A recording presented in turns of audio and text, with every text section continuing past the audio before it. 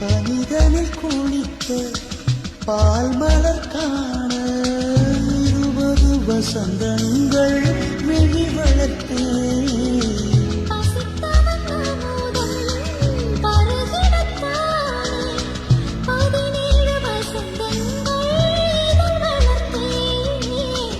இலை மூடும் மலராக இதயத்தை மறைக்காதே.